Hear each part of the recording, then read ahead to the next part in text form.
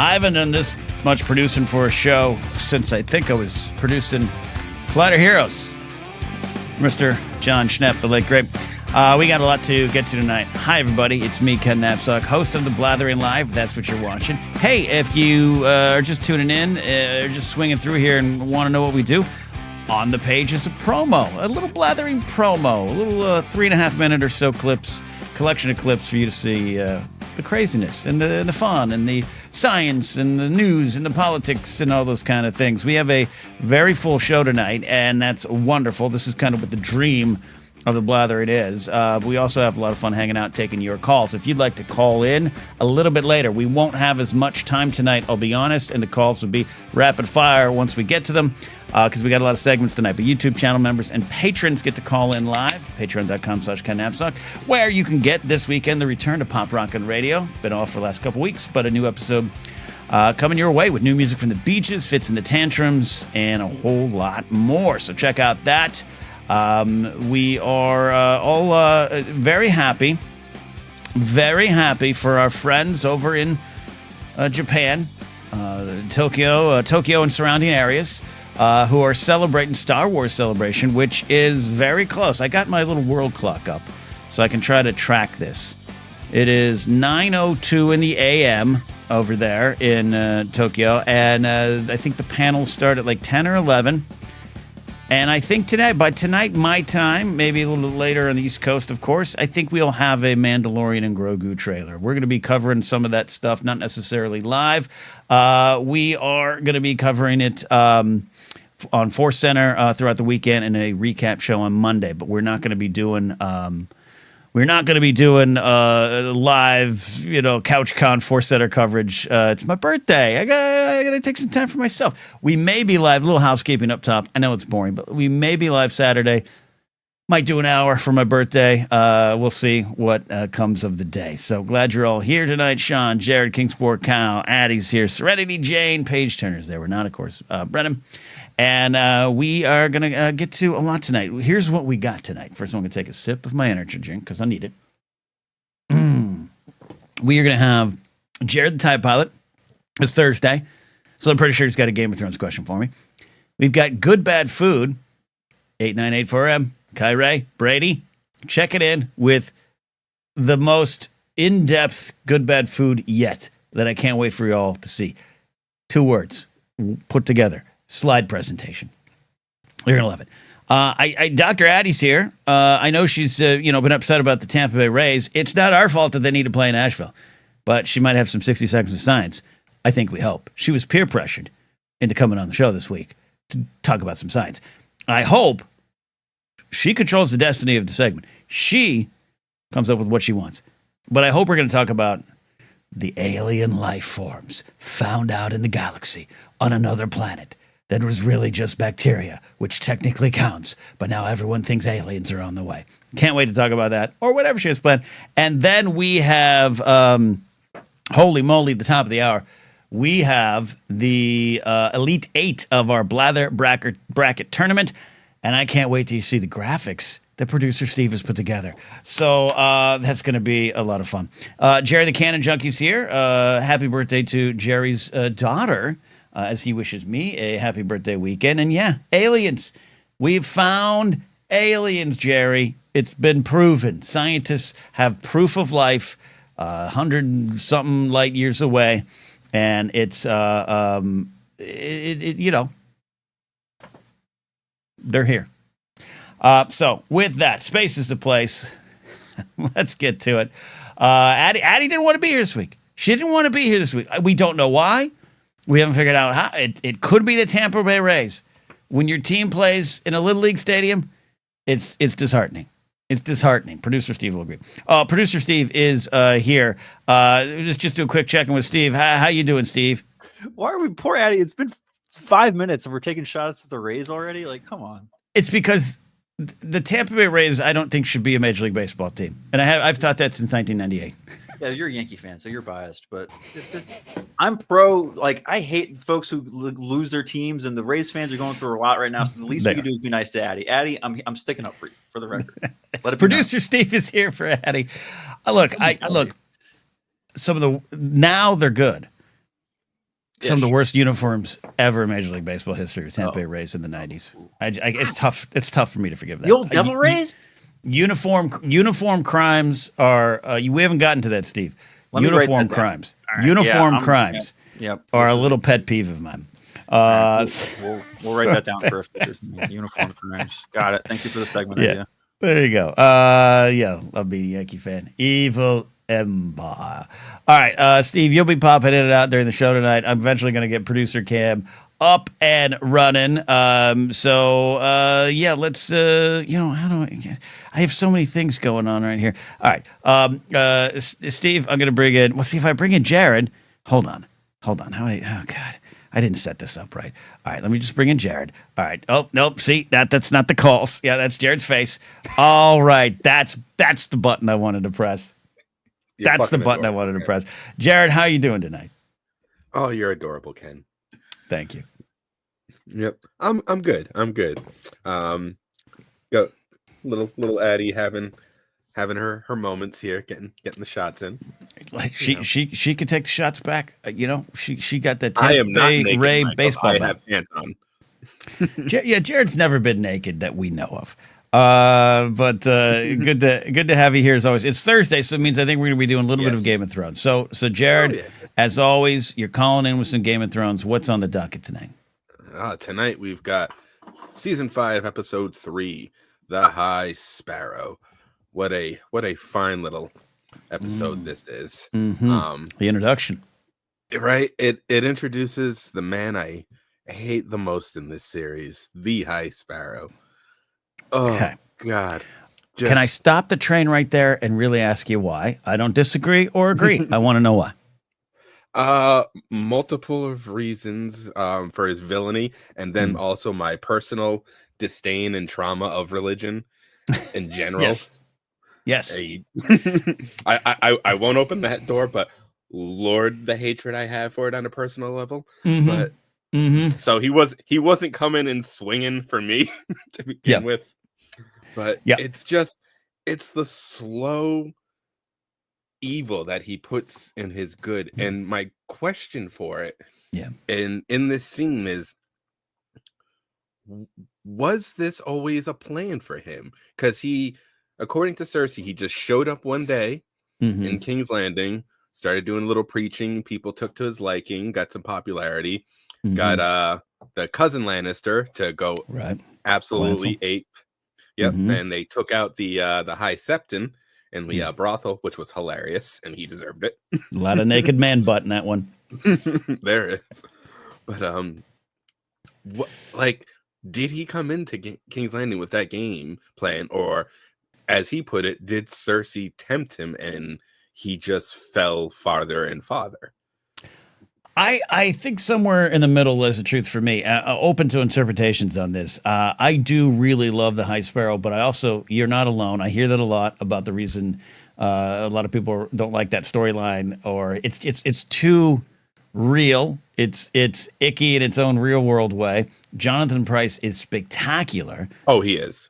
Yeah, and I know you think that as well, but he's spectacular, and it's one of those cases where, you got Joffrey, you got, all these characters, Ramsay, where, you start to really look at the actors in that role. Jonathan Pryce it's such a slow burn that you not necessarily see coming in a bad way, but you're just like, what he's doing.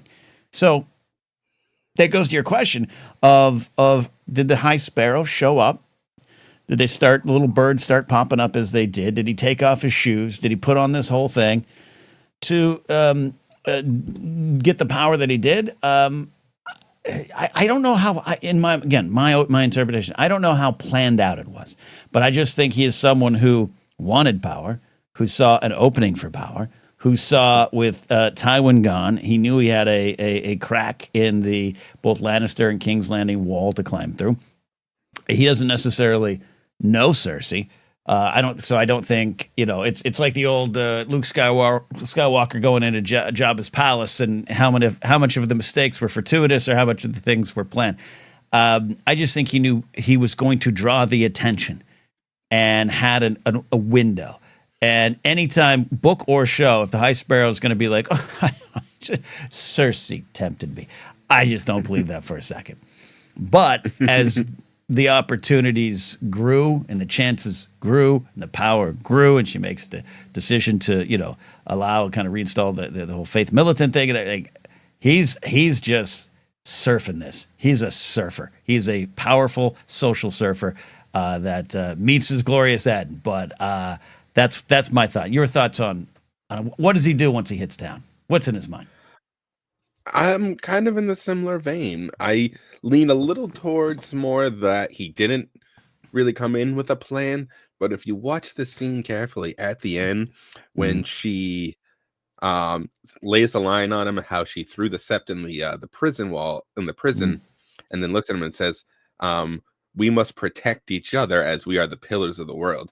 There's a little pause, and then a little gleam in his eye and a small smile. It's the subtle face acting. I'm just like, a plan formed right there. Right there, a plan formed. I like that. I want to do a season 5 rewatch. Season 5 is, I think, delicious and layered, despite some things that, aren't necessarily my overall favorite in the show, but I love that season. It reminds me again, I'm going back to Star Wars. Well, this is what I do when I talk Star Wars on Force Center. I reach across to Game of Thrones, and here in Game of Thrones, reach to Star Wars. Emperor Palpatine is someone who has every thing under control. Everything's planned. He is the Phantom Menace. He also that, but it's not. He can't control everyone. And the Princess of Alderaan, Leia, is always going to be a problem for him. That's part of the Rise of Skywalker thing. But going into Padme. And Padme is his rival. Padme is the one that is constantly a thorn in his side. And there are great moments where she does something unexpected or does what is true to her heart, and Palpatine can't plan for that. But then there's the moments, and I think the most famous one is in The Phantom Menace, where she's like, "Look, Senator, this is your arena. I'm going to go back to mine." And she goes back to Naboo, and he has, I think, a moment. And yes, Palpatine is an actor himself all through the story of Star Wars. But he has a moment where he's like, "No, wait. Oh, okay." I've always read that moment as that it is both an unplanned action on Padme's part that he quickly gains control of. So I think the High Sparrow has that vibe, and you're picking up on that too. Yeah, no, that's actually a great. I never thought of it, but no, he definitely shares the ability to pivot with the Emperor well, because that was Palpatine's greatest strength, his ability to improvise.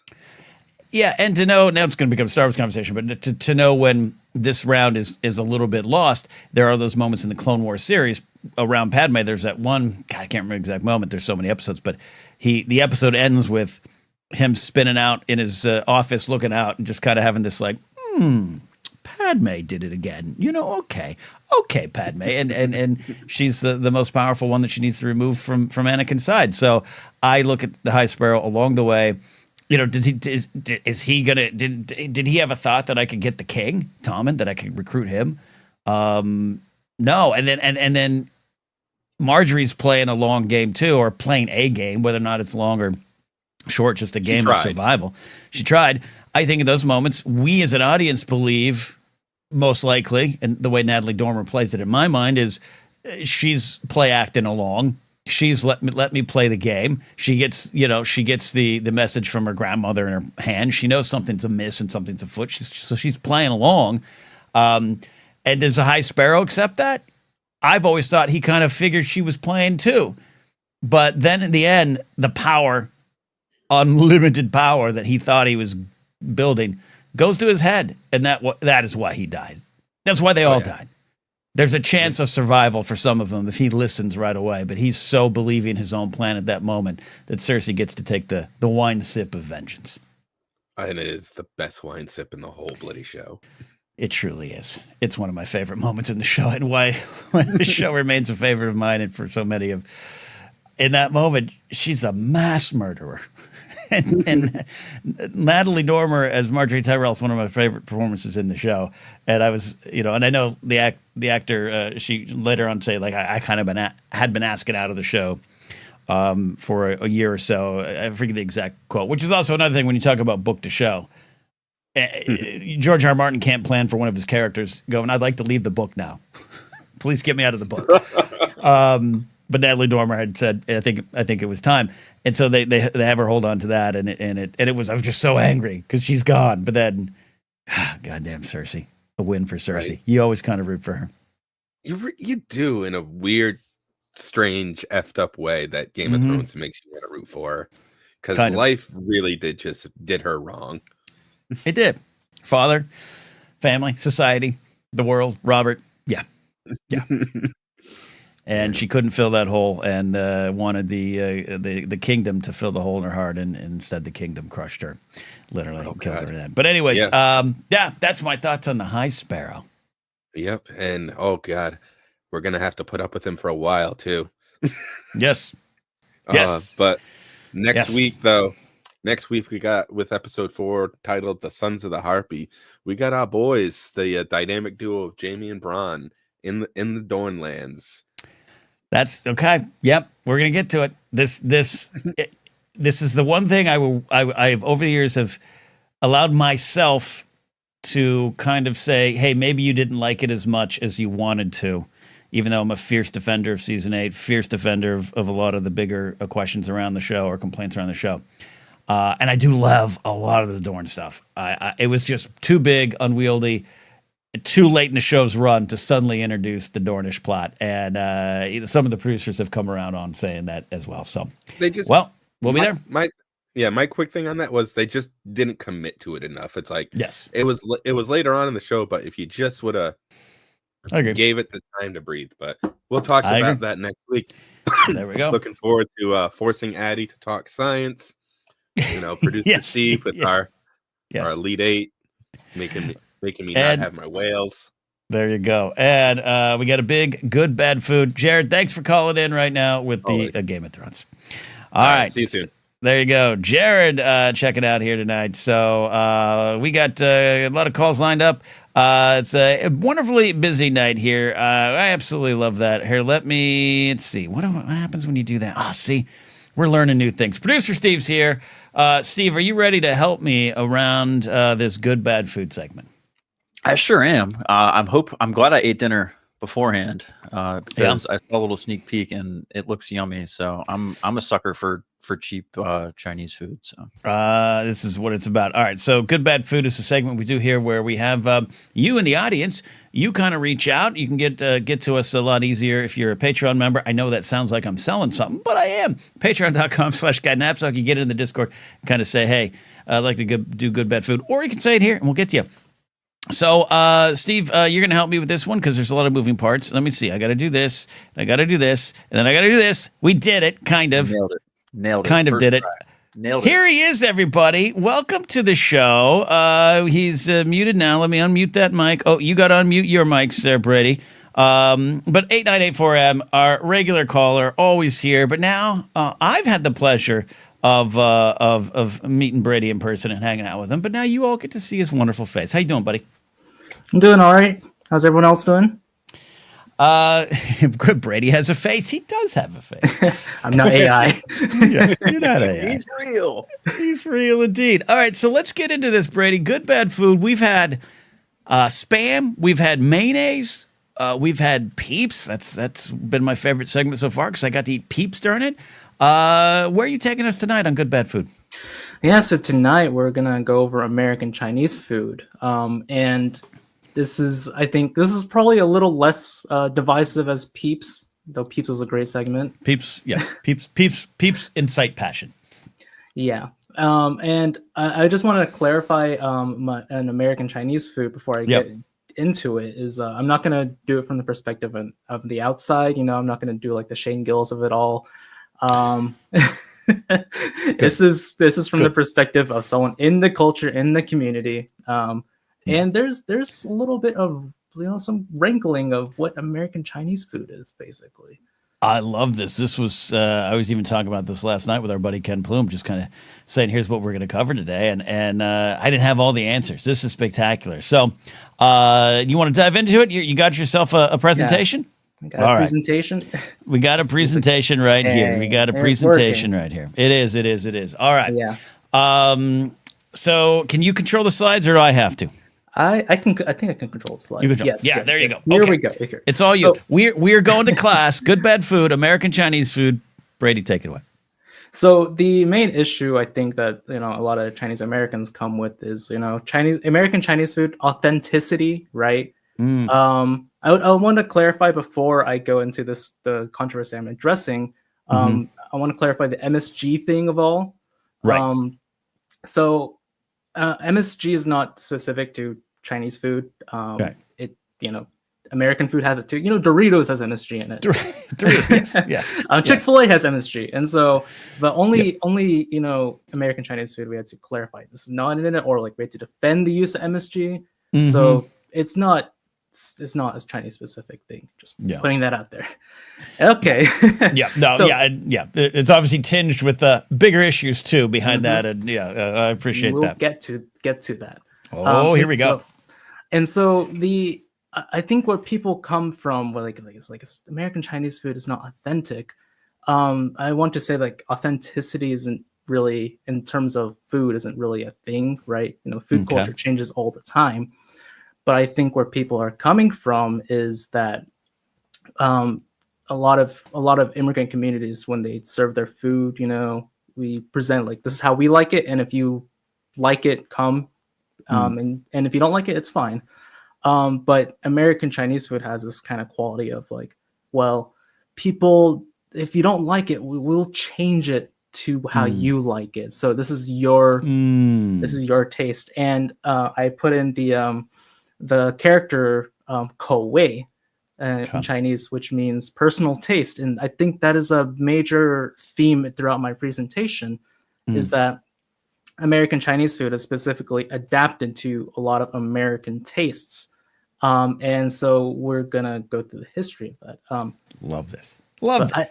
I want to ask before I go dive deep is what kind of, when you're ordering takeout or like Chinese food, what do you usually order?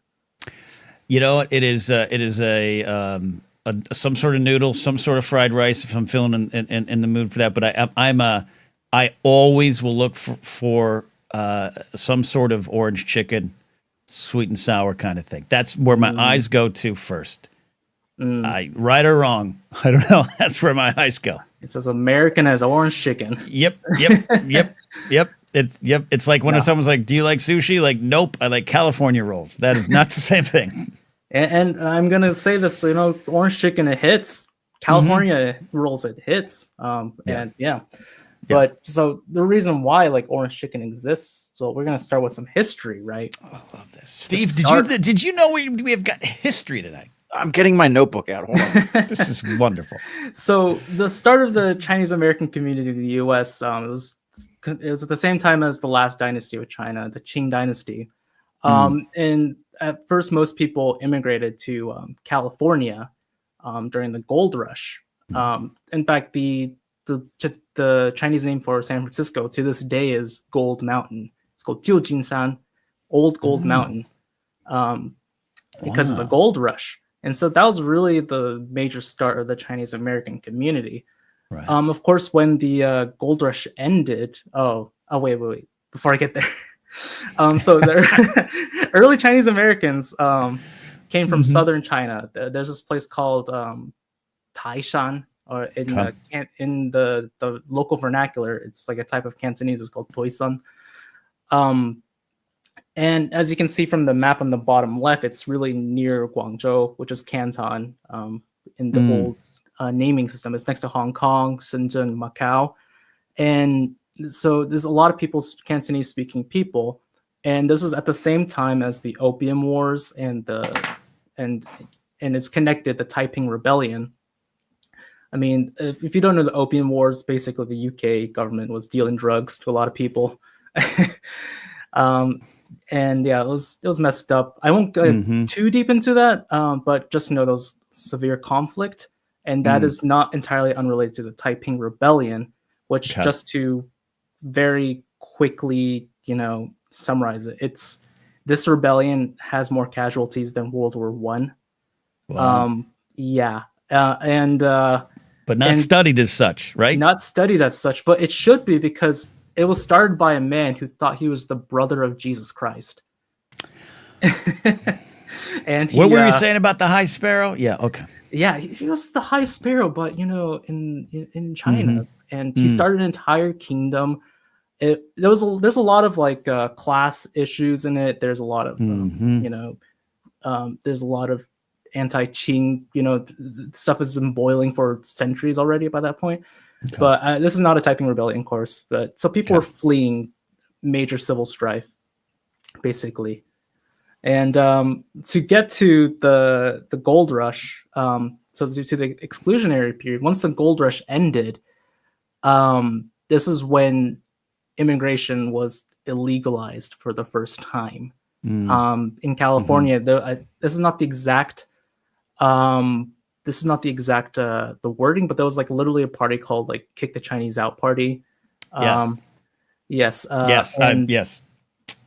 And there was a lot of the like slogans like the Chinese must go, stuff like that. And so this a lot of candidates running on those type of platforms. This thing is still happening today, basically, because this is the first time immigration has been illegalized. Like before immigration, people could come in, the borders weren't really, seen as like a strict line. Right. So basically this culminated into the Exclusion Acts. You can see on the top right is actually a certificate, the proof of your citizenship, you're allowed to be in this country. And they restricted like where you can work, like your marriage prospects. Basically, there was, interracial marriage back then was illegalized. And like they didn't allow people to bring their wives into the US. So you had a lot of people disguise their wives as their sister, for example, which was, So under this, so over here we have there's, as we know, like the devil lies in the details, or in this case, the angel lies in the details. Is that there was an exception, and that was, as you can see in the point, restaurants and laundry. And if we know the stereotype of Asian Americans, specifically Chinese Americans, is that we do a lot of restaurants and laundry, and that a lot of that comes from here because that was you're pigeonholed by the law. And so we have the scene from Everything Everywhere All at Once. It's they touch on some pretty deep themes, I would say. But yeah, it is not just just because you're Chinese you want to do laundry. It was actual reason for that. And so under this circumstance, we can understand why the restaurants of this immigrant community would try to adapt the taste to local people, to Americans, because you're under the threat of deportation. And mainland China at the time was going through a massive civil strife, so it was not necessarily safe to go back as well. And plus, you already moved, right? And so we get these restaurants, and that specifically cater to like the type of exoticization of how people view Chinese people. So you have like Oriental restaurant, as you can see in this restaurant here, and at the time Oriental was more a descriptive term. But as I know, if you notice, whenever a group faces discrimination, the descriptive terms become slurs. So that's the background. So that is why we can see like food change to suit local tastes. And when an a-hole like me wants his chicken a certain way, you're gone. I can see how that sets up a situation where there's some capitulation. And I want to highlight L Cube, the fact that there weren't the same ingredients available. That is very true. So I think like celery, a lot of American Chinese foods have celery and the types of carrots that weren't available in China at the time. And I'll get there. Okay. So we have some facades of restaurants, right? It's really interesting. So you can see the Panda Express internationally. You got the Panda, You got the Panda, and it's labeled as American Chinese Kitchen. Yeah. And if you go to any Chinese restaurant, there's always a section at the end. They don't say this in English, but this says 美式中餐, which means American Chinese food. And it's to serve like people who want some of the American taste, basically. Yeah. And so we're gonna start getting into some foods. Okay. The first one is one of the things that people know about, besides being like a song from the 2000s, is chop suey. Yes. Yes. Brady, I would have prepared a sounder for this. You got to tell me these things. I don't know. Is there? It might not be allowed by copyright. No, Right? it's okay. A few seconds. We'll Yeah, It's few seconds. We'll work it out. And so in Cantonese, it's pronounced like chop suey. Apologize for my pronunciation. I'm not Cantonese. In Mandarin, it's called jia sui, and it just means like miscellaneous, like odds and ends, the literal translation. And you can see like it's basically almost every vegetable. There's like broccoli, carrots, mushrooms. There's some celery in there. Wow, and I label the Americanization with the eagle, and in this dish they put the chicken, and because a lot of Chinese dishes they serve meat and vegetables separately. But it's like this dish is a very I'm sure you've had it before, right? Yeah. It's like a very light, very it's very umami, for lack of a better word. We don't have that word in English. And so on my research, they said like this was like, what is the mysterious name of this? And I can only think of my knowledge of Chinese, the language is like it's in the name jia sui, which means miscellaneous. If you go to the mainland China, if you order something jia sui, they'll just give you like anything and put it on a plate, and that's your meal. And that's likely what happened. And then people in the United States thought it was like this dish, but it really is just anything, really. Yeah. And so that's basically like the first big hit of American Chinese food. Love it. Yeah. And also my own personal note of this is that I thought I ordered this thinking that I had never tried this before. But like when I tried it, I was like, I had a ratatouille moment. I like went back to when I first moved to California. Zoomed back in your life. Yeah. Yeah. And I had some takeout and I was thinking, wow, I've had this before.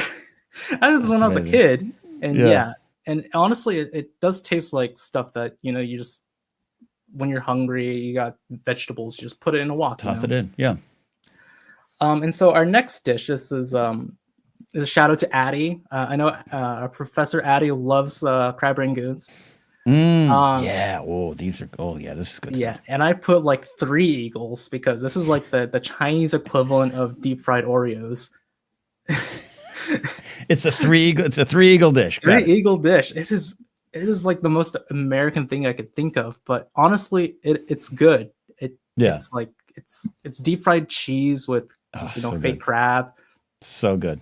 And also what makes it more American is you dip it in like a sweet and sour sauce. And a common thing among American Chinese food is like they emphasize the sweetness.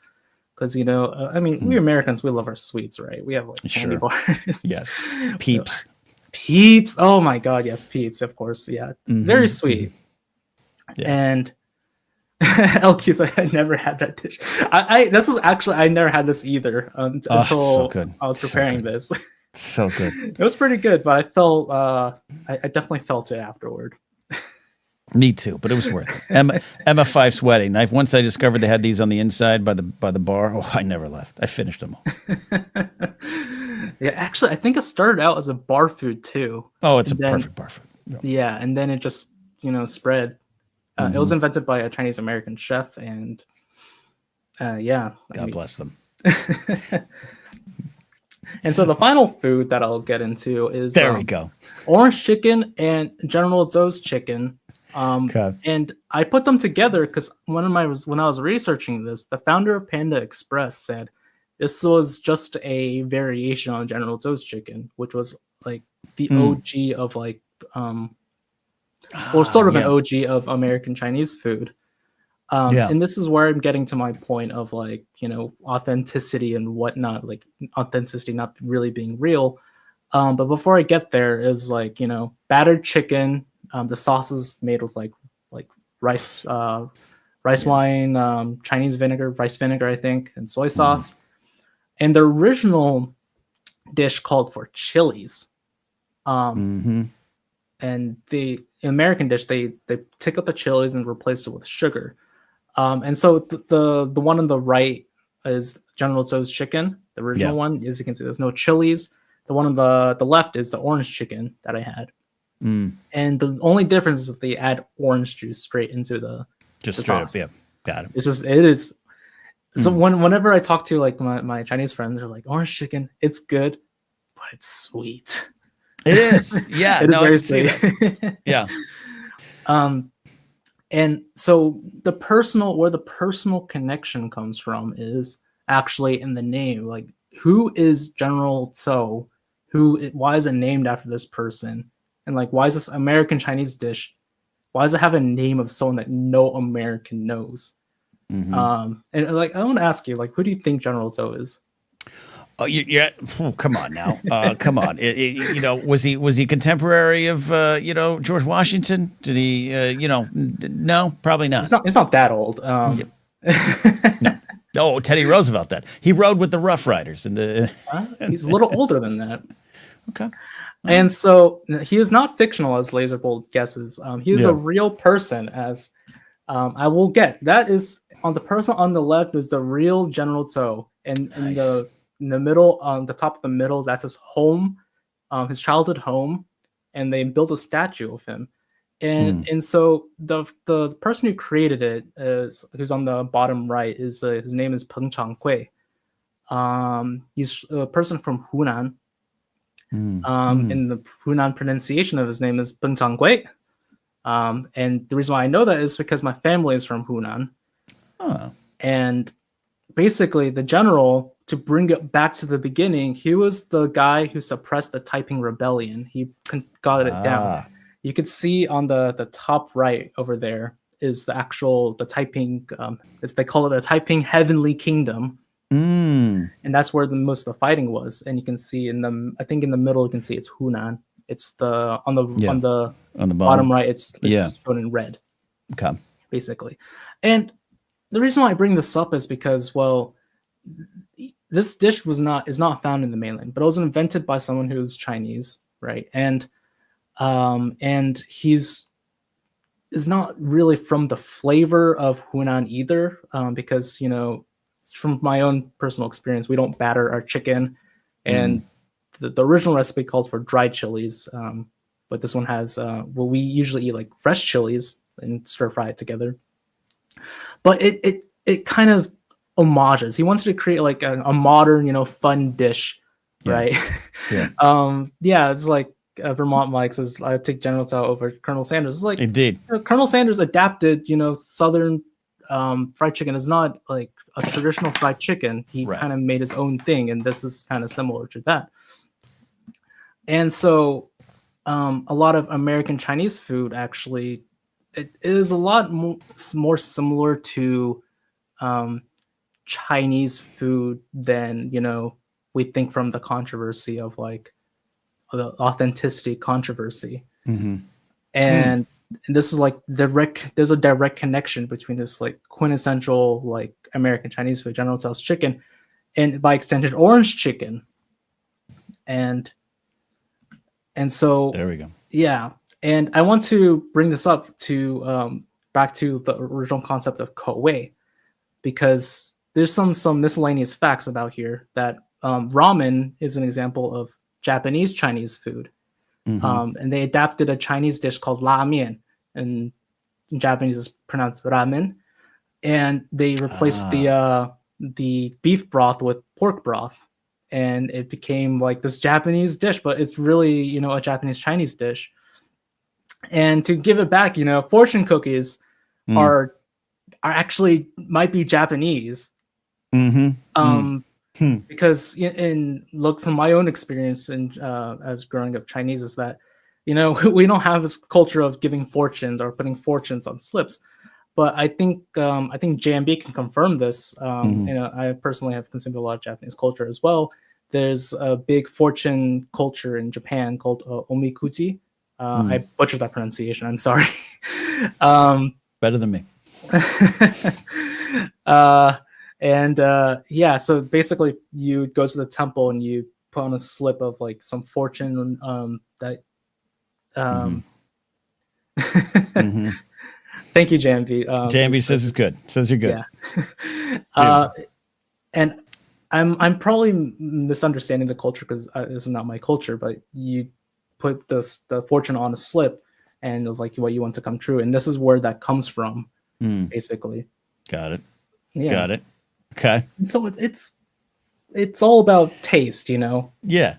It's all about taste. And I wanted to before we end, I wanted to add my own contribution to American Chinese food. Love it. And it's using local ingredients, right? So a lot of times noodles aren't available. Well, we got Italian noodles, right? We got spaghetti. Yeah. Got pasta. And so the dish on the left right there is actually the real dish. It's called liangmian. It's cold noodles. Mm-hmm. And my version is that okay, you boil your pasta, right?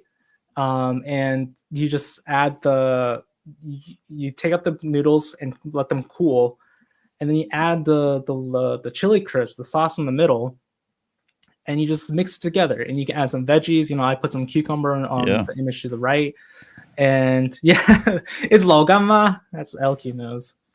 It's if you don't know. If you don't know, you don't know. Okay. I want some. So you made what's on the right? Is that your picture of your own food? Yeah, that's what I made. Yeah. Okay. Well, you're not inviting me over anytime. Okay. It looks wonderful. Come over. Yeah. It's just it's really basic. It's not the best lighting because it's just what's available. I got my noodles. It's just spaghetti, and you just mix them some chili crisp. Yeah. Oh, we have that in the house. Soy sauce. Maybe some vinegar if you wanna balance out the spice and the oil. Okay. It's a simple dish, and that is my divine. spaghetti cold noodles. And I probably angered some really Italian people, so I probably angered some Chinese people, but this is American Chinese food. All right. Yeah. Love this. And, love this. Okay. And that is my and thank you. As my thank you to everyone. The main point I wanted to get through is that take us home. American Chinese food is a form of Chinese food. It's a branch. And I wanted to say Chinese food is not just one thing. It is an ancient food culture. And it's a very diverse food culture. And just the images you can see, there's noodles, there's rice, there's dim sum, hot pot. It is so vast, and it's not just one thing, right? And it's not it is not just it's not just one delicacy that people exoticize, right? Right. It's any food culture has the weird things, right? French food is escargot, right? And sure. People, yeah. We have peeps. Yeah, we have peeps. We have Rocky Mountain oysters, No. And this is not to shame anyone for liking American Chinese food. It is your personal taste, your口味. My parents, their personal taste, they're not really big fans of Cantonese food. But that's just their personal taste. They like a lot of spice, a lot of flavors because we're from Hunan. And I love this. Culture includes something from very light and delicate to something that'll punch you in the face with flavor. I absolutely history food class is what Laserbolt said.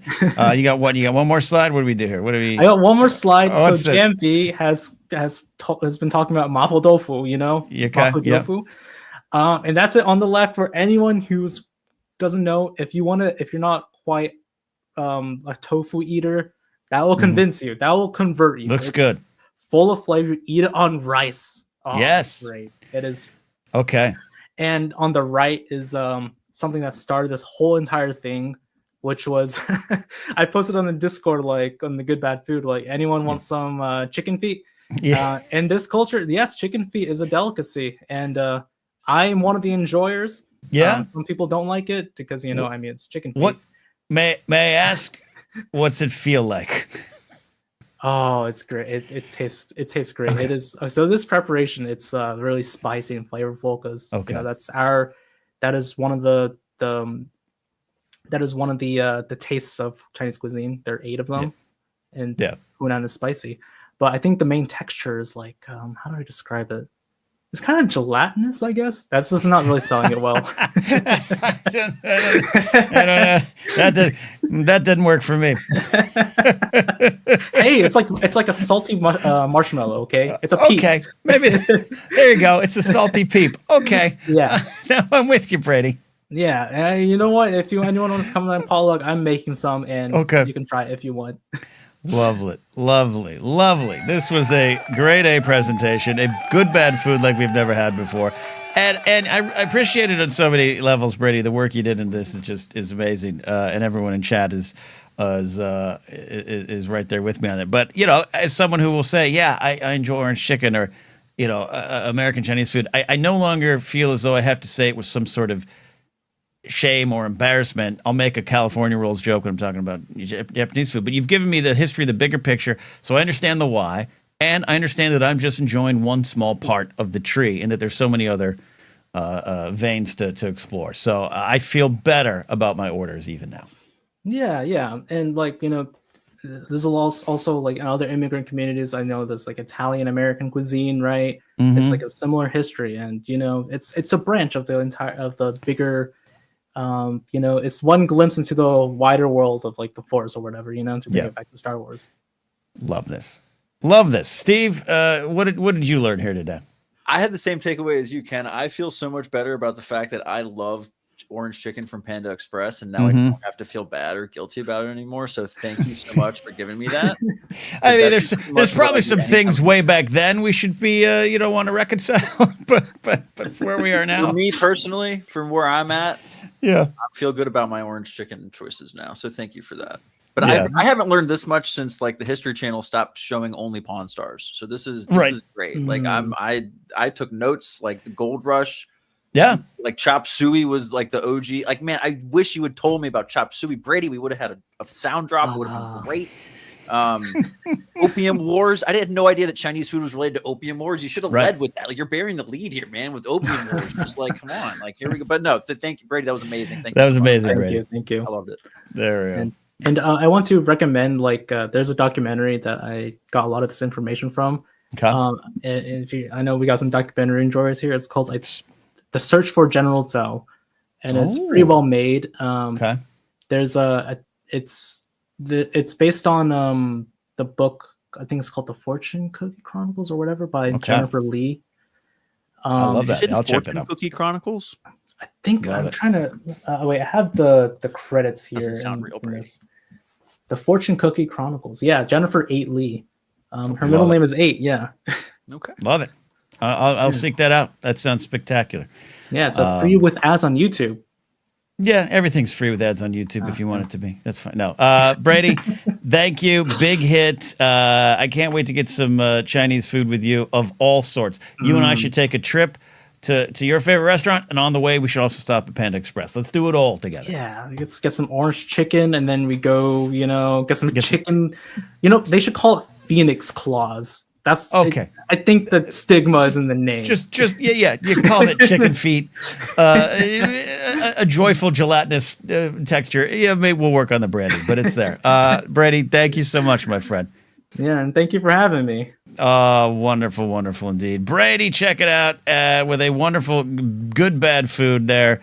We are going to jump pretty quickly in here to 60 Seconds of Science because we also have at the top of the hour or a little bit after the Blather bracket. But that's what we do it here. It's what this show, you guys, this is something Brady wanted to work on. He did it all himself. I had no idea. Steve knew a little bit. Steve kept some of it from me. He's diabolical like that. I'm learning that. Right, Steve? You're keeping things from me.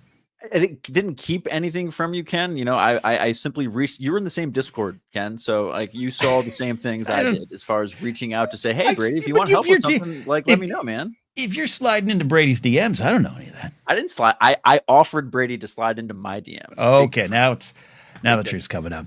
All right, let's. Oh my gosh, I accidentally thought my screen went away completely. No, it's still here. Let's do this. Let's go to Dr. Addie, who did not want to be here tonight, but we're thankful she is here tonight. We're gonna get into some science, but Addie, we're gonna ask. Me and Steve are here. How are you? After 27 seasons in a home stadium like no other, it has its own rules. The Tampa Bay Rays have 2 American League pennants, 4 AL East titles, 5 wildcard berths, 2 Hall of Famers, the current highest batting average in baseball, and one of the highest paid pitchers in baseball came out of Tampa Bay. All of that with a payroll that has never exceeded $100 million, unlike your beloved Yankees and Jared's beloved Red Sox. And if I wanted to be shit-talked like this, I'd go back to middle school. Hey, wonderful information. Wonderful information. That feels like you know your team well. You know your team well. Now you're one of your Hall of Famers. Well, actually, both Hall of Famers touched the Yankees. Fred McGriff came from the Yankee system. Wade Boggs, of course, won his World Series title with the Yankees. But they all. I didn't say they were born and raised in Tampa, but they played for Tampa at the end. I think Wade Boggs might have been, right? Wasn't he from Tampa? That's why he went there, right? Took his hairpiece down there. Steve, was that a good rebuttal to the Yankee Red Sox bullies in our community here? Yeah, as in including you for including the pylon. Yeah, she just crushed all of you guys. Are you kidding me? Thank you, Addie, for coming out here swinging. Don't let these guys bully you. The Yankees are on their third pitcher tonight already, Ken. It's only the bottom of the fifth inning. But this is he's not stopping. But this is modern baseball. That could be 3 relief pitchers were brought in to throw 3 innings. I don't know anymore. Look, but Steve, here's the problem. A move that Tampa Bay pioneered. Yeah, I know. Another reason I don't like them, because I don't like the bullpen day. I'm against it morally, Steve and Addie. I'm against it morally. I want my pitchers to go 8 innings, except for the Yankees are going 8 innings. But Steve, here's the problem. Addie's she's come out swinging. Mm-hmm. And even Red Sox fans can't do this. All I have to do is start counting world titles, and I just count till you guys hang up the phone. Yeah, thanks. Yeah. I don't think it's fair to count world titles when your club's been around 100 years. But no other team comes close. The Cardinals are like next with like 10 or 11. And the Red Sox have payroll of what? We don't have enough time to complain about this, Ken. It's unsalary cap sport. The rules have been. Don't get me started. Look, just be happy that you. When was the last? Okay, Addie, ask him this. Hey, Ken, when was the last time they won the World Series? Hey, Ken, when was the last time you won the World Series? 2009. Although he could ask me when the last time the Rays won the World Series. That's not the point, Addie. You can't. Question. Come on, that's the first rule of sports of debate. Don't deflect. Keep him on his toes. You got to be on offense. I love it. Look, all right, good stuff, Addie. I can't. I respect it. I respect you climbing in the ring and throwing those punches. That's what we need. Yeah, I do know. All right, we're going to get to some science, though. Yeah, you ready for some science? I am ready for some science. I was peer pressured into science, and science I shall bring. Hey, you got your fans, and the pressure's on. But no, we always appreciate Dr. Addie comes in every week, brings us 60 seconds of science. I don't know what's on our way here. I know there's a story I'm interested in, but I don't know if she's got that. So, Addie, where are we going? All right, here we go. The World Health Organization reached a compromise to avert another poor pandemic response like with COVID-19 after 3 years of negotiation. The United States, who withdrew from the WHO in January, was not part of the final agreement. Tariffs may be good news for climate change. A previous tariff loophole that benefited companies like Temu has been closed, and decreased ordering means less global air travel and the carbon dioxide that goes with it. We may not be alone in the universe. Astronomers studying K2-18b, a planet 120 light years away, may have detected a molecule that on Earth is only made by marine algae.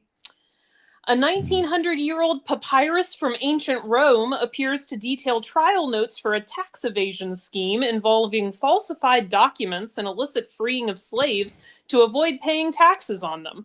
Turns out, nobody likes paying taxes. Yes. And finally, Eli Lilly has made a pill of its popular GLP-1 injectable weight loss medication. The pill, which would still be expensive but not require injection or refrigeration, could go up for FDA approval in 2026. And that is 60 seconds of science. Ken, where would you like to go? Great stuff, Addie. That was a wonderful segment. A lot of great stories out there, including the fact that the rich and powerful have never wanted to pay their taxes. And like you said, who does want to pay their taxes? Love that story. All right, I tip my hand here. You included it in your rundown, but the story, again, I make fun, but it is fascinating. I know it's not aliens with deedly doppers on their heads. It's not the Greys, but we have a new discovery out there. This makes George Lucas very happy because he spent many moments on interviews with James Cameron talking about bacterial life out there and how they're going to outlast us all. Where does your scientific mind go when you hear a story like this? So I want to first point out, because I Googled it and I want the fact to make it here. Mhm. 120 light years is 700 trillion miles away. That's a little jaunt for me and Jared to hop in the Winnebago. Just head on out. So just so we're clear on, because I had no idea what a light year meant. So basically, where I go is like it's sort of like when we talked about the Mars story a couple weeks ago, where just because this molecule, we only see it on Earth because marine algae make it. And it's not a bacteria, it's dimethyl sulfide, which is made of sulfur, carbon, and hydrogen. Gotcha. And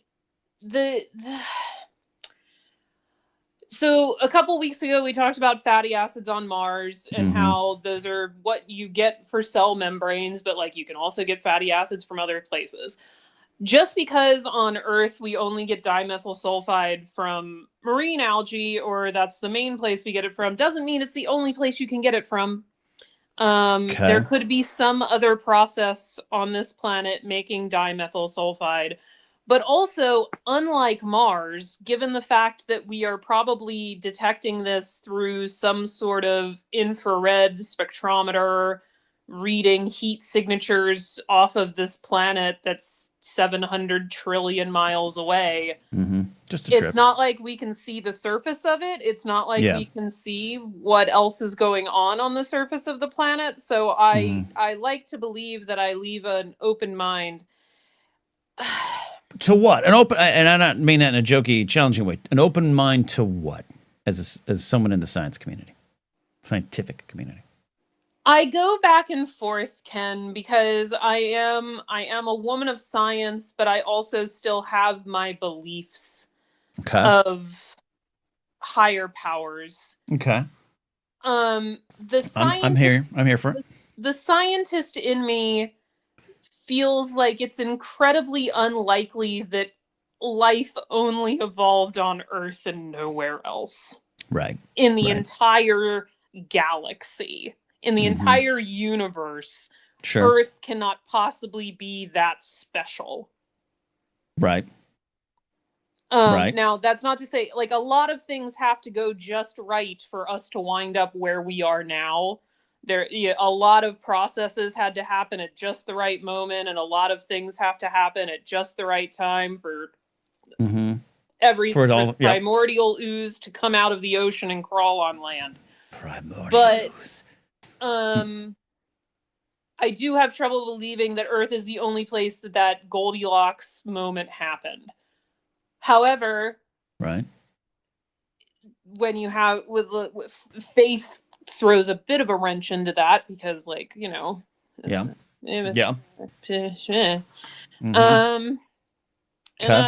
that's where I go, Kevin. That's where I go. All right, okay. Producer Steve, I'm gonna put you on the spot then. Is this proof of life, or is this does this prove that God only put us here? No, I'm ready to call it. This is life. No one, everyone else wants to be all like tippy toe. Oh no, don't get too excited. Blah blah blah. No, this is it. There's aliens. We've discovered, and aliens can mean bacteria. This is organic, as in on another planet. Organic. This isn't a rock. It's not steam. It's not a rock structure. It's something that is in some way alive. However you want to describe that. I don't care if it's algae or if it's a plant in the same way like a leaf is alive. Yeah. I'm good with it. Let's just can we have some good friggin' news? Like that's all I'm arguing for. This is cool. Yeah. Let's roll with it. And I don't know if I sometimes put you on the spot, Addie, too, when I have follow-up questions when you're just collecting these wonderful stories. It sounds like a dumb question, but what causes a scientist, a group of scientists, an organization to go, hey, let's search that planet? How did they come up with this? This seems like a Homer Simpson-like question, but I got to ask the dumb one here, Addie. What do they do? How do they do this? Why do they do this, or how do they do this? How's different? I'm just are they just literally? This is what I love about these stories. like Laserbolt referenced one recently, like Venus or something, but like they're like, hey, we found life on this planet. We have some scientific catalog name for it. It's 700 billion light years away, and we just happen to be searching that planet. I know they're searching more, so they're coming up empty a lot, whatever. But it sounds like I'm being a hack comic, but I'm almost like, how did they know? How did that one pop back? How did that happen? That's what I want to know. So best I can tell, they the group that has made these claims study a class of planets called Hycean planets, which are a combination of the words hydrogen and ocean. Because they proposed that there was a class of planets out there covered in warm oceans of water and wrapped in atmospheres that contain hydrogen, methane, and other carbon compounds. Okay. And basically, since the launch of the James Webb Telescope in December of 2021, astronomers have been able to look at this class of planets more closely, and so it's what they're doing. Okay. Look, this is why I'm not a scientist. Number one, my intelligence level is real low. But two, there's 2 Don Ricardo's restaurants in Burbank. I only go to one. And when people ask me, do you want to go to the other one? I'm like, nah, I'm good. So the fact that these scientists are like, let's keep searching. We propose this. This is why we value science here, why it's important. It's also a grand adventure. So asked and answered, Addie. I think that was wonderful. Yeah, I mean, any scientific endeavor starts with a question. Like the scientific endeavor I'm currently on started with a question when I was living in the Pacific Northwest, and I am still seeking to answer that question. It begins with curiosity. It begins with wanting to know more, and then finding the means by which you can find the answer to your question. See, Steve, that's a problem right there. Curiosity. I'm like, I don't know. Someone will tell me. That's the key right there. I thought she was going to say it begins with Bigfoot when she said Pacific Northwest. I would love to form a Bigfoot search team, and I would include Dr. Addie on the team. She would be tremendously valuable. I don't do the outdoors, but thank you, Ken. Or you could be in our command center. Okay. Woman in the chair. Yeah. You be guiding us. Addie, home run segment there. Absolutely. I appreciate it. We tease. We value the Tampa Bay Rays, and we even value you don't, but you're more. Just trying to butter me up. Hey. Steve will yell at me if I don't. Yeah, I got you, Addie. Be nice, Ken. Fair. Thank you, Dr. Addie. I made Steve feel bad, and I do feel bad that I made Steve feel bad. Nah. You can make Steve and I feel real bad, and that's okay. He plays in a little league park. Leave her alone. Clink. You hear that sound of their bats? Clink. Getting over the fence. No. Look, this is Tully Quaid's favorite segment, and it shows. This is Rich Rodriguez's favorite segment. That's why we value it. All right. Thank you, Addie. You are welcome, Ken. The only reason I didn't want to be here today was because campus shootings make me nervous, and I just was in a weird headspace all afternoon. Yeah, no, that was one of the. I always debate whether do you deal with it head on? Do you go at it with on? Yeah, the Florida state situation just absolutely a tragedy unfolding, and as someone who works on a college campus every single day. Worst fear. As someone who used to be in public safety, I'm sure you can share the sentiment, but one of my worst fears. It's I used to say it this way: if someone wants to do it, they can, and that's the problem. No amount of general safety will be a work. We are at the whims of people's hearts, minds, and souls, which is scary in this world. So I'm with you. I'm not gonna lie. Every time I give a student bad news, there's part of the back of my mind that's like, what's gonna like? Yep. What's going on in their brain? Are they okay to receive this news? Like, absolutely. I am safe, Jared. There's a couple people who don't know what we're talking. There was a shooting at the Florida State University campus in Tallahassee today. Yeah. For anyone who missed the news. At least 2 people have been confirmed dead. Neither of them the shooter. The shooter is alive and in custody. Yeah. So. And a sheriff deputy's son, I thought I read, but then again, I didn't. Yes. Yeah. Who had access to her weapons. Got it. All right. Well, on that sad note, but we're going to press on. But I appreciate it. There are aliens indeed. Take us away. Thank you, Dr. Eddie. Thank you, Dr. Eddie. All right. We've got calls lined up. I'm going to try to get them all in before I have to go to an early birthday dinner tonight. But we got producer Steve here.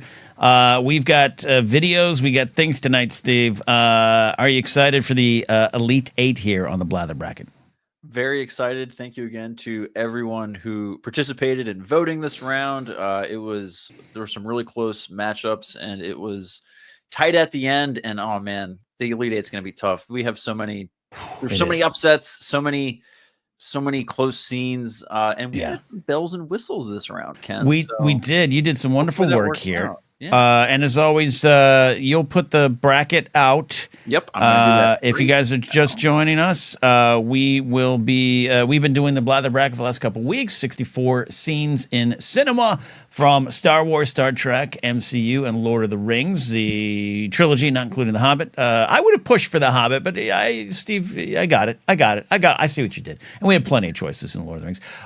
But we've been putting these 4 regions, and now we're getting towards it. It's getting towards the end where we're going to have the Fantastic Four next week, then the finals. So here we go. Steve, let's go through the Elite Eight. You tell me where we go first. If I remember correctly from the list, I think Star Trek is first. All right. Here we go. Oh, it's working. It's working. Yeah, look at this, folks. Steve added videos in the background. Wonderful stuff here. If you're on the audio version, go to about hour 7 on the video. All right. Yeah. Hopefully we're talking enough and there's enough words and stuff on here that we don't get dinged for that. Yeah, we'll see. We didn't make Star Trek, but we'll see what happens. We'll see. Oh yeah. For the record, I didn't make Star Trek. Sorry, or Lord of the Rings, or Star Wars, or any of from the Marvel Cinematic Universe. But anyway, Ken, here is our Star Trek regional final. The number 1 seed, Spock's death.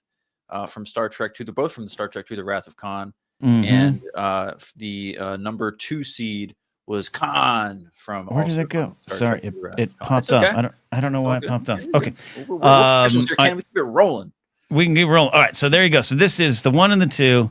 These are. I got a part of. I stepped away. Does it do it when I step away? No. Okay, I stepped away to get my bracket up. Okay. All right, I'm gonna make my vote is in. My vote is in. I won't say it. I won't say. Okay, I'm good. I'm glad everything's working. So I was gonna say I didn't look at chat quick enough to see if Jared was yelling at me for the thing not working. Let's bring in Jared really quick here. Jared, your thoughts on these the Star Trek final? All right, it's a double situation because it's an appropriate final. That's okay. Right. I'm sexy. I see. You know what? It's not on a loop. When it hits 30 seconds, it drops out. That's what it does. Anyways, Jared, go ahead. Okay. We moved on to Star Wars now, so you can go back. Okay. It's an appropriate final, but I will say how disappointed I am in everybody that we didn't have the whales represented in the finals. Yeah. Well, Star Trek 4 was moving and grooving all through the tournament till now. All right, so there you go. 1 and 2. I can read numbers. Jared, you don't have to share your vote, but do you know where you're going or where you've gone? Oh no, I don't mind sharing because I would go with Spock's death over the Khan moment. The Khan moment is more of a meme at this point, I would say. Because it's also people do it wrong. They think it's just one big long con. If you actually watch the scene, it's like little bursts of it, and it's this weird echo effect. And Spock's death scene is just beautifully shot and acted, and that's a great way to represent Trek. Love it. Okay, all right. Thank you, Jared, for that. Some insights there. Let's go, Steve, to Star Wars. Where are we going? Yeah, whatever you can pull up next. I think actually on the list, yes, here we go. Star Wars, excellent. Okay. Number 3 seed, the Duel of the Fates from the Phantom Menace against the number 5 seed, I Am a Jedi Like My Father Before Me. 2 relative, no 1 or 2 seeds here in the Star Wars final. We had a few upsets along the way in Star Wars, but these are both legendary scenes, and I had a fun time putting these together because it was just an excuse to watch them over and over again.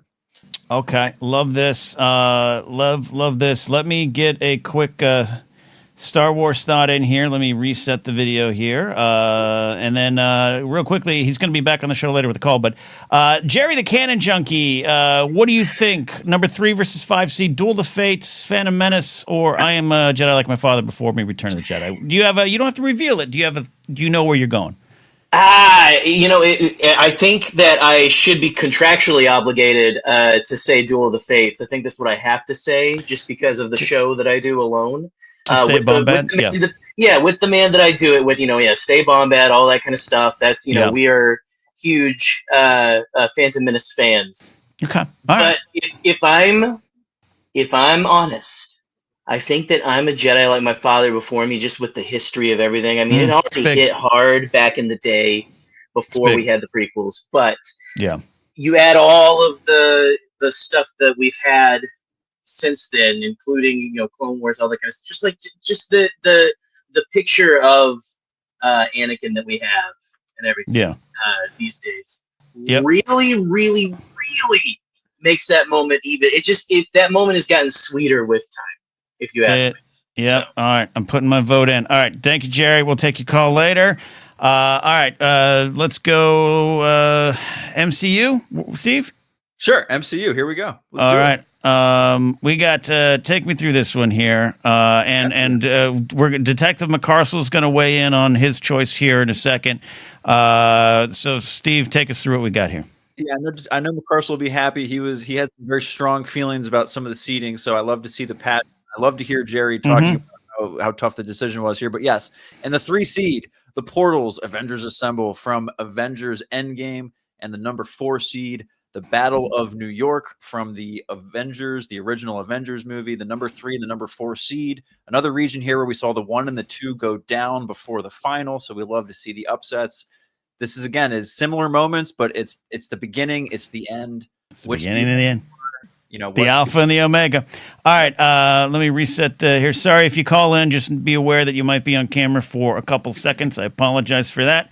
I forgot the video would do this because it's got to reset. All right, Detective McCarcel, where you don't have to share your vote. Where you're leaning? What do you think about this Marvel final? Oh, unmute, Michael. There you go. All right, what do you think about this final, Michael? I'm okay sharing my vote out to use. Yep. I'm okay with sharing my vote. I apologize for the weird bleak background. I was listening and ironically organizing my comics. But it's got to be the portal scene. Portals. Okay, it's going big portals. By far, to me, the most important scene, not only in that movie, but probably in all of the MCU, aside from Cap talking to the Doctor about why he hates bullies. Those 2 scenes are probably my 2 favorite Marvel scenes, period. All right. That's big stuff. You happy with the way the finals for Marvel ended up? Does these 2 make sense for you? I would have personally rather Thor arrives at Wakanda over Battle of New York, but I have to accept Battle of New York. It was said probably in the previous episode.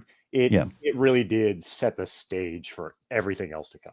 It was incredibly important. Like just that circle shot right there it's straight out of a comic book. It's just a huge splash page right there. Yeah, but I think the portal scene takes that and runs with it, and it there you go. 20 plus movies at the time, and it just I think it is peaked. Okay. Not to mention the scene just before it where Cap's standing on the edge of that cliff by himself against Thanos' army.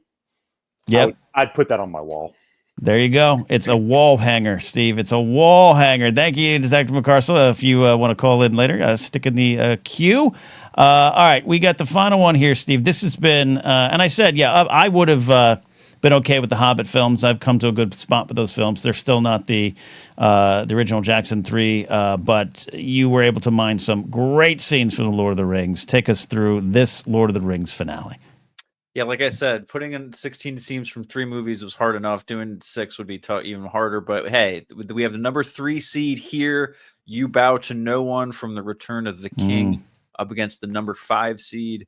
I can't carry it for you, but I can carry you from the Return of the King. I think these scenes happen within probably 30 minutes of each other. But is the ending of this movie is incredible, and these are two amazing scenes and tear jerkers. But again, as we've seen in a lot of these other regions, the 1, the 2 are not in it. So very interesting. Yeah. This was such a fiercely fought round here. I'm going to get Dr. Addie in if she's willing to talk a little bit about this one as well. But yeah, for me, absolutely loving these trilogies, I'm split on these two. I haven't decided my vote yet. So, Dr. Addie, checking on in here. Where do you go with this? What do you think about this? It wouldn't have been my final, but I respect it. And I have to admit, I had a terrible time making the choice because, as Steve rightly pointed, they're two tear jerkers. They're two. I can hear both of these scenes playing in my head right now, and the tears, like, it's just coming. My friends, you bow to no one, and then Howard Shore's beautiful score comes in, and I question if the people on the back of the parapet know why they're bowing. It's just fantastic. Like, the people at the end of that point, like, do they know why they're bowing? No. Probably not. Do they even hear? Doing it anyway. Hey, Bob, we're bowing. Get down. We're bowing. Oh gosh. Don't want to be the one loser still standing. Yeah. That's fair. Versus the, like, I will reveal my vote. I ultimately voted for the 5 seed because it is the moment. If we can't have what would have been my favorite, my number one of there's some good in this world, Mr. Frodo. Right. This is the moment. All right. The trilogy does not end the way it does without this moment. That's a great point. Frodo does not get the ring into the fires of Mount Doom without this moment. I can't carry it for you, Mr. Frodo, but I can carry you. Come on. It is a linchpin scene. Yeah, man, I haven't made my vote yet. That is an amazing point, Addie. I really do appreciate that. All right, Addie, thank you for that. Steve, we're getting down to it here. Your thoughts on what do you expect of the finale? I think we're going to see. Four. Yeah, no, I think we're going to see in these regional finals. I think we're going to, especially in this one. I mean, I can't carry it forward, but I can carry you. His as a 5 seed has just been crushing. So I don't know. It's tough to call that an upset at this point. There's no upsets at this point. Like, every matchup that's gotten here, you were good enough to get here. You know, it's all about now personal preference, nostalgia, emotional impact, all that kind of stuff. These are all good scenes. So there's no losers. It's just flavors of what you like. But yes, no. This is all right. So let me make my final choice here. All right, we got a lot of stuff coming in already. This is great. I gotta tell you, I think I just pinned it again too. It's Check, vote, everybody. Addie might have convinced me. We'll see. All right. Yep, that's it. We're gonna submit the vote. So next week we will have the Fantastic Fours, we're calling it, Steve, and that is. Do we know the matchup? How it's gonna work? So that's one of the things I kind of wanted to talk about. We don't have to do it right now because I know you want to get through some stuff. So maybe we can save that for a Saturday or Monday show. But I think there's some ideas on, we could just go seeding, depending on whoever's the one, if there's a 1 seed and a 5 seed, they would go against each other, then like a 2 and a 3 kind of thing. So I like that way. But if there's a tie in the seeding, then we may have to do some magic. Okay. The other thing that I was thinking was for the Final Four, like, how, do we want to do 2 fandoms against each other and then at the very end, there's a championship, or do we want to do all 4 at once kind of thing? We could, we can get interesting with the end here, but we have, of course, representatives. We have a lot of stuff to do here. So we got a lot of bells and whistles at the end. We do. It's going to be a lot of fun. Steve, you've done amazing work, including the videos here today. The graphics were wonderful. Did you got any sports? We can push that if you don't. Hey man, you got calls to get to. I'll just hang out and I'll just laugh in the background or just do it. There you go. Thanks, producer Steve, and he'll drop those. He'll drop that bracket in the comments. He's been great at that. He's been doing, quite frankly, more work than me. All right, we got some calls. I'll tell the callers right now. I have limited time because I literally have someone waiting to take me to a dinner tonight, so I can't push it too much. But I wanted to get to everything tonight. 60 Seconds Science, good bad food, the Game of Thrones conversation, also breaking news at a Star Wars Celebration. I'm getting texts Ryan Gosling is on stage. Sharmeen Obed-Chinoy confirmed still. Folks, Star Wars news is coming your way. But let us go first to, because I think he has a show or something tonight. He does not. Okay, call it in tonight. Actually, I'll take it with camera. Steve, you're on as well. Jerry the Cannon Junkie's here. How you doing, buddy? Are you got some Star Wars Celebration FOMO going on? A little bit. No, Scotty's away, and there's no Bombay Cast tonight, so I got a little lonely. And so okay, I was gonna pop it over here and just kind of see what was how the waters were over here. Now we are going to be having Scotty's panel streamed live. Since we're not doing our normal show. Scotty's panel though at Celebration Japan is going to be live streamed on our channel here at around 2 a.m. How is that even possible? Well, that's amazing. Would you just put up the phone? I'm going to be in the background, but we have our ways. We the madmen that we are, we have our ways. I mean, you guys, live stream from Chili's and Applebee's, and Scotty's called in from a Costco. I should not put him. We say send us super chats and we'll order DoorDash and go pick it up. You can watch us go pick it up. It's great. That's our content. Love it. Any particular question tonight, Jerry? No. So I just wanted to, I think what I want to talk about, Ken. I think you guys know what I want to talk about. I want to talk about the aliens in the oceans that we're seeing. We're getting the algae and stuff like that. Okay. Oh, yeah. I'm calling in to say the aliens are already in our oceans. They're already in our oceans. Yes. That's the thing. We know this. They're here. They're coming in and out. We got USOs, which is unidentified submerged object. Oh, is that the new term? It's not just a Bob Hope tour? Okay. UAP is the concept. Yeah, just write this down, Steve. You're gonna want to take this down. Take notes, Steve. And, hey, they're in the most hydrodynamic and aerodynamic shape, a Tic Tac. And so you know that it's real. You know that they mean business. They're here. I think to take our imitation crab. I'm not sure. What do you think they're doing under there? And if they've been here this long, are they just chilling out? Does time have no meaning to them? Is this like a weekend that we're still on for them? If they're under our oceans, what's going on? Are we sure Jerry didn't get baked and watch Pacific Rim? No. Listen, no. I watched that completely sober. It's fine. See, so here, that is the real question. And if you asked someone who believes in Jewish space lasers, then they would probably tell you that they're down there influencing elections and things like that. Right. But I don't know. Like, you build a. What do they want to do? What do they want to do?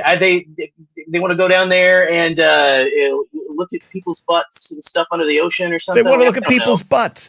That's what they typically do. They are obsessed. They are obsessed with this. But see, Steve, this is what I'm talking about, the pro-alien UAP USO community. They boil it down to a bunch of aliens sitting under the bleachers in high school football games. This is what I'm saying, what we're up against. No. See, the thing is, they don't have anything, and so they're like, okay, well, we got to get this going for us, Oh, they're studying. Steve, they're studying. They're studying the butts. They're studying. Now the aliens are sex tourists. Got it. They're sex. Basically, I mean, I wish that I could say something else otherwise, but no, it is 1,000% just sex tourism. In Amsterdam, it's fine. Don't worry about it. No. Yeah, the Earth is like the red light district of the Milky Way, essentially. I think is what it is. There you go. So, Jared says, "Welcome to the Blathering, folks." That's what it is. Right. Aliens, what's up, everyone? And aliens are into butts. Yeah, they are. All right. Anyway, all right, Jerry. Thanks for this call. I do have to start getting ready for my Italian food dinner tonight, but I really, really want to make you our regular alien correspondent. Oh, nobody wants that, Ken. We can't do that. Nobody wants that. So anyway, but you know what? I'll be out here with my red string and my blurry Polaroid photos, and just call me if you need anything. Okay. I will. All right, Jerry the Cannon Junkie. Check out the Bombad cast. But you see what I'm saying, Steve? I want to believe. I'm not getting the evidence. Algae is not the evidence for me. This is the Ken. It's baby steps. Like we got to start somewhere. We need proof of concept, right? So but they've had millions, if not billions, of years to show the proof of concept, and they're boiled down to sex pests under bleachers. We said sex tourists, not sex pests. There is a difference there. Okay, college kids going to Amsterdam to see the red light district for the first time. It's not the same thing. It's going on under the bleachers. All right. Totally wrong. All right. Steve, stay with me. Producer Steve here. We're going to get Brett and Mystical Mar. We got Detective McCarcel. Then we got Cal to take us home. Like I said, I'm on slight time constraints, so I don't want to rush anyone, but just I want you all to be aware of what's going on. But Brett and Mystical Mar is here. How you doing, Brennan? Hello, doing well. Good. I'm happy to hear that. What is on your mind tonight? Are you excited about some of this breaking news out of Japan? I am indeed, yes. What does it mean to you that Sharmeen Obed-Chinoy is still being announced and that the Ray, quote-unquote, Ray film is in development still? I'm glad because I was getting a little nervous there. Yeah. Because I was too. So what's on your mind tonight, buddy? No, it's time for 60 Seconds of Religion, so... Okay, hit me. Well, it's very interesting because one of the things about being a member of my church is that there's a lot of questions people have. Mm-hmm. Because they've heard things that are true, heard things that are maybe not entirely true, and heard things that are completely false. Okay, I hear you. Where you want to go? There's a lot of ground to cover, but I'm wondering for you, what are some of the things you've heard that you've always wondered about the Church of Jesus Christ of Latter-day Saints? I won't get into some of it because it involves the LA or Las Vegas Metro Police Department's trading. There's some stuff in there I don't want to get into on a YouTube stream, but it's you've discussed some of it. It's the caffeine. It's those kind of restraints. I know a lot of the history of it myself, studying some videos that are out there just to make sure I understand some of the actual histories of it there. And I've had a lot of friends from the church growing up, especially in my school. So I have a up close and loose understanding of things that might get misconstrued, if that makes sense. Some of us that make me what church I belong to. Oh, goody. Yep. Yeah, I mean, there's a lot. There's a lot of ground to cover. It's obviously, as I mentioned before, people used to call us Mormons. Yeah. Is that a change, or was that always the way it was? Or it started out as an insult. Yeah, like a lot of things. Yep. And then we embraced it for a long time. Try to own it. And then about 6 years ago, the president of our church said that we should probably stop using it because we want it to be the Church of Jesus Christ, not the Church of the Mormons. What was the reason behind the change? Did they explain that? He felt that it was the wrong emphasis. Okay. In what way? If our desire is to be like Jesus, we don't want to be, we're Mormons. Because it's like, well, then there's no mention of Jesus. Okay. Yeah. Okay. I get that. And that would just be insincere. Gotcha. So I mean, so somebody says to me, "Are you Mormon?" I would say, "Yes, I'm a member of the Church of Jesus Christ of Latter-day Saints." Right.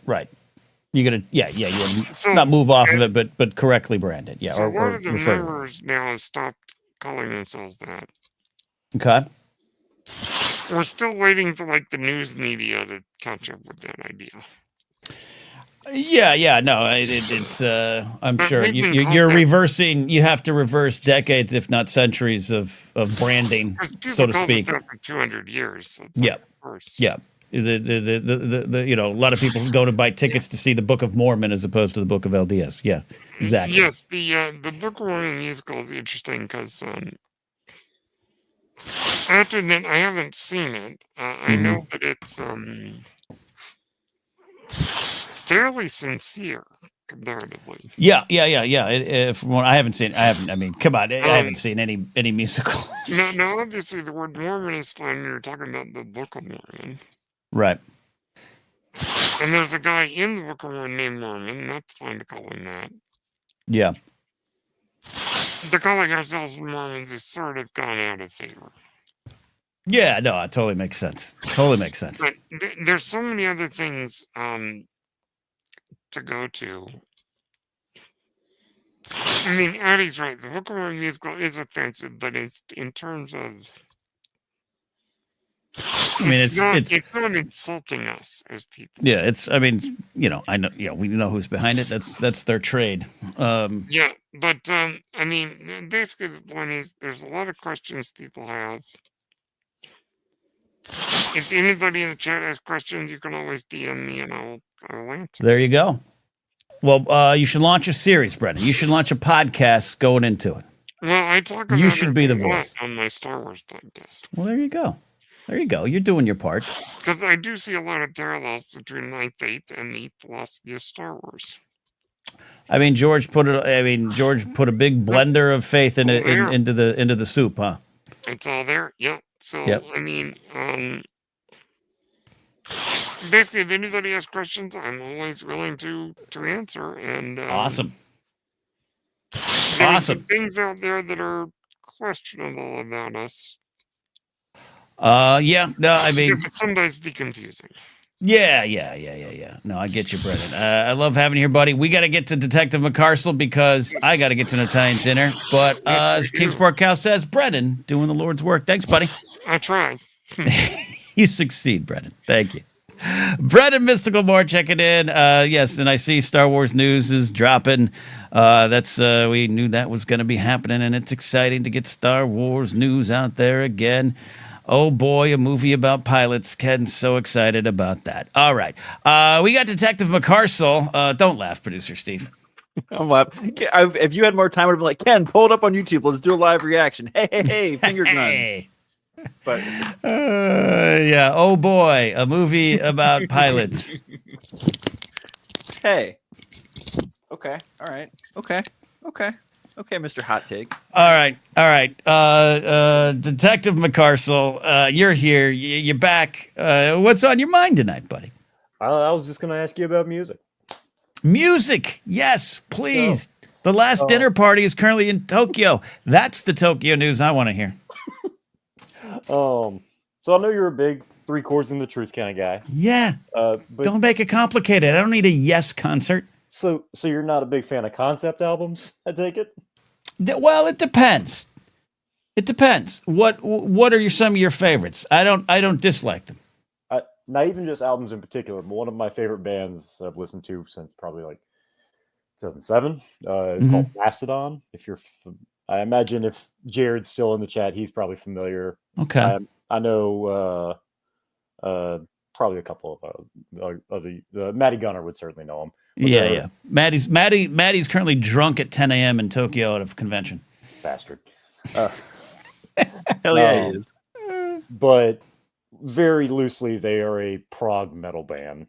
Okay. Primarily do concept albums. One of their early ones was an entire album based on Moby Dick, and it is awesome.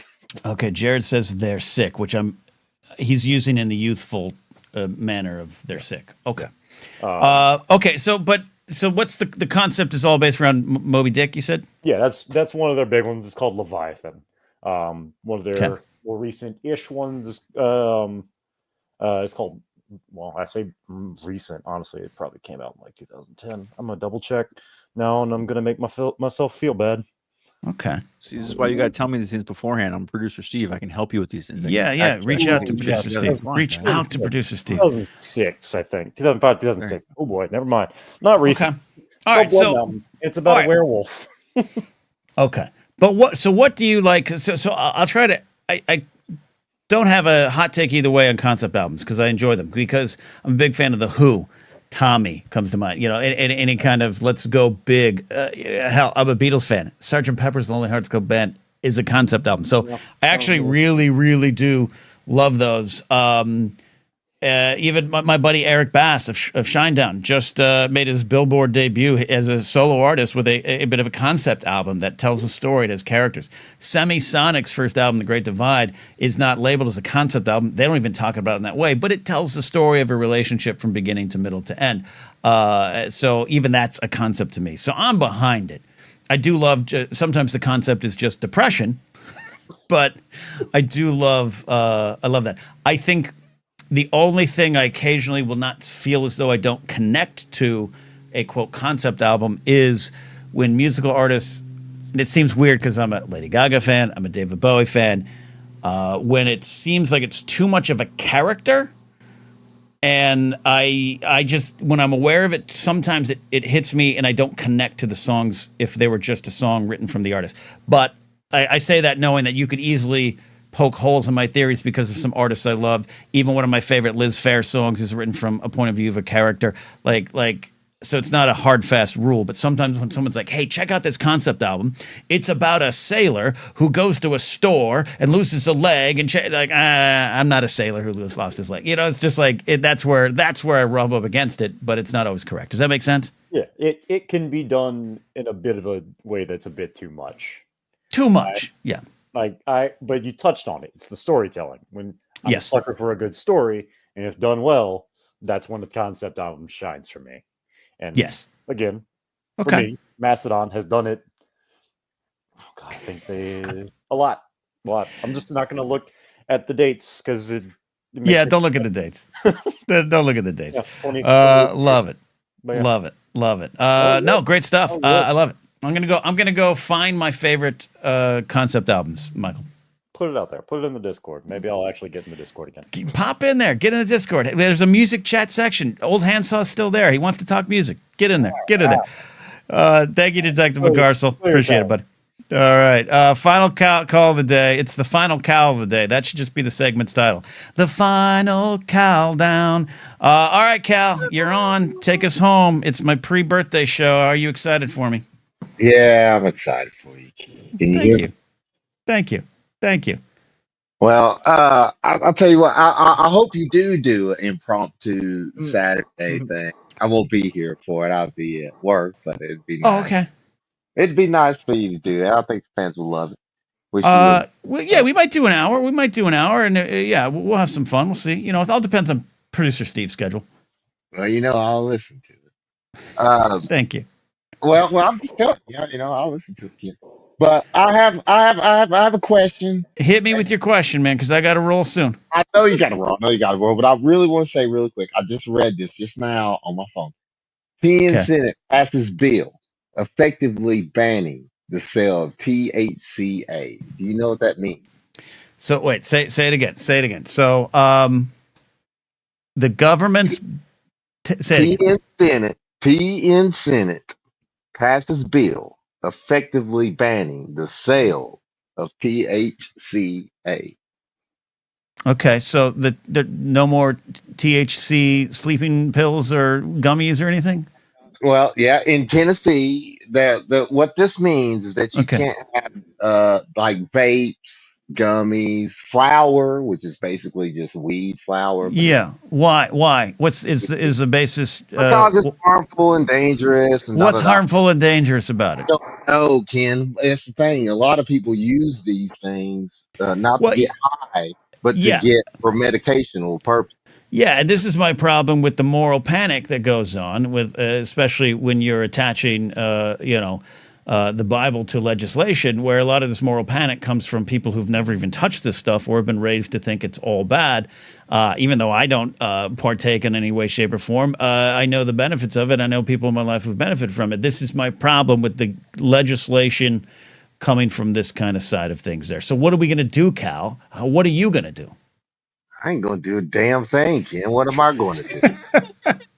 But I'll tell you what it will do. It will hurt the shops that I patronize to buy those things. It will hurt the economy there. Farmers. It will hurt the farmers. It will hurt the farmer. When the Reform Bill was passed to where people could grow THC, alpha, and stuff like that, and sell it and grow it as flour, it's going to affect them in a big way. It's going to affect these shops. Like 80% of these shops these types of shops like that, their sales come from THCA products. Yeah, absolutely. It comes from that, and it's going to affect them a whole lot. And the bill was voted. It won. It was 29 votes for yay and 9 for nay. Was it along party lines? Are you that Democrats down that far, or? Know that much. But even it's not even necessarily right or left things too. It's like sometimes people just don't know. Yeah. But anyways, maybe they have their reasons. I don't know the whole story. I'll click on it and find out. But that's a bummer. It'll destroy some people's lives and economies. Now, Ken, I do have a question. I'm going to do it real quick. I know you gotta go, but you do have to let me explain the question. Every time I try to explain the question, but okay, explain it. What's the question? You won't let me get to the question. Okay, here, let me explain it really quick. Okay, I'm leaning back from the mic. Mom and pop restaurants. Okay, they always have condiments, right? So here's the thing. Now, when I walk into a mom and pop restaurant and I see some cheap ass condiment packages, like ketchup, it just it just says ketchup on it. I think they're cheaping out. They feel like they're cheaping out. It makes me think less of that restaurant. When I go into a mom and pop, wait a minute, Ken. I want to see a Heinz ketchup packet or a Heinz mustard packet. I don't want you cheaping out on the condiments. You see what I'm saying? Okay, does that make you think less for restaurant? Cal, this is my birthday gift to you, Cal. I agree with you. I do not like going to a diner or something and feeling cheaped out on the condiments. Give me, like you said, Heinz 57. Give me something that I got to stick a knife in and twirl it and do a hammer in like that and get that ketchup out. I don't even care if you call it ketchup. I want that. I want Tabasco for my eggs. I want mayonnaise because we got to make Jared the Tide Pilot happy. I want mustard. I want it all. And if it's not there, I want it an ask away. Okay. I want some Hellman's mayonnaise. I want Heinz ketchup. I want the good condiments. I don't want. The good. Yes, I agree with you. I don't like the little pack. Steve, do you like the little packets when you get the packets for the ketchup and you just put a little on one French fry? Yeah, absolutely, of course. And if I open your fridge and you have Hunt's ketchup or Roll Gold ketchup, I'm judging the hell out of you. Oh, you don't like the Hunt's? It's got to be Heinz. Out of here. No, Cal's right. It's Heinz. Yeah. It has to be Heinz. Yeah, Cal knows. Heinz is where it's at. Heinz is if you're doing well. Heinz is if you're rich. It's the ketchup of the elite. I agree with this. Usually I have some off-brand or Kroger brand kind of generic thing. I just so y'all know, I don't want anyone to feel I'm distracted. I'm getting 19 texts from Japan right now, and I appreciate all of the information. No. This is Alex. Wait a minute, Steve. Sorry, Alex brings up. Please go. Mayo. Duke's mayo is amazing. Anyway. Oh, no, okay. I'm anti-mayo. Sorry. There you go. There you go. Cal, the important lesson here, and then I'll let you go, is I agree with you. And when we go to a diner, when we go to the Waffle House, they better treat us like condiment kings. Well, the Waffle House has great condiments. I mean, it's a chain, for God's sake. Anyway, they know what they're doing. A problem. I hope somebody who has a restaurant, not the chain, has an independent restaurant hears this. That is crucial to your business. You have to have name brand product. Though to be fair, in this economy, in this market, in this world, a small business might not be able to afford tariffed ketchup. We don't know. Give a shit, man. We don't know. They're in the wrong business. You're in the wrong business. If you're going to sell me a quality product, give me quality content. Okay, Cal. I actually will have someone waiting to pick me up. I'm going to go. This has been a winning call, and I appreciate it. And Ken, I hope you have a lovely birthday. I really do. You deserve it. I know a lot of stuff going on this year for you already. And, but, I hope you have good. I hope you have a good time. Enjoy yourself, and as always, love you, Cal. Doing great. Enjoy yourself, too. And I love All right. All right, Cal's gone, and I appreciate it. Everyone knows it's a little banter. It's a little routine, and I love it. Steve, we did it. We did it. We brought the show home. Big show tonight. A lot going on. You did it, buddy. Great show. Thanks for everybody who's participated in the bracket. I'm going to post it one more time. Ken, I hope you have a fantastic Italian dinner. I'm going to go look at some Star Wars news. Yep. Thanks so much. There we go, everybody. Stay tuned. Maybe Saturday, 4 o'clock, we'll do an hour. Be a lot of fun. But definitely back Monday. We'll see you then. Bye.